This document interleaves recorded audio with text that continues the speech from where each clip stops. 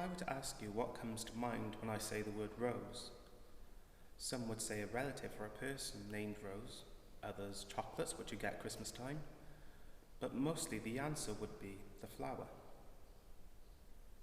The rose is the only flower attributed to Our Lady in the Litany of Loreto. One explanation of this is because the rose is an international flower that is able to grow in Europe, America, Asia, and northern countries of Africa. With Mary being called a rose, this symbolises that her devotion reaches all over the world. For example, roses played an important part in the conversion of the Americas. When Our Lady appeared to Saint Juan Diego, she asked him to place roses in his tilma and present them to the bishop as a sign of her apparition. When the saint opened up the tilma and the roses fell out, what was left is the miraculous image that you can see today. The veneration of this image helped convert the pagan Aztecs of Mexico into worshipping the one true God. The saints have also described the Blessed Virgin as a rose. Saint Bernard of Clairvaux wrote, "Eve was a thorn, wounding, bringing death to all. In Mary we see a rose, soothing everyone's hurt, giving the destiny of salvation back to all." The comparison of Mary being the second Eve is a familiar idea. St. Paul says that Christ is the new Adam in the first letter to the Corinthians.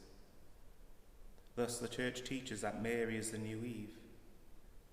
St. Irenaeus wrote in Against Heresies, and thus also it was that knot of Eve's disobedience was loosened by the obedience of Mary. Even poets have commented on Mary being a mystical rose.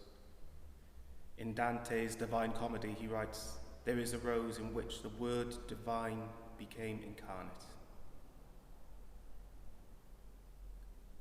The giving of a rose is something that we do to show affection.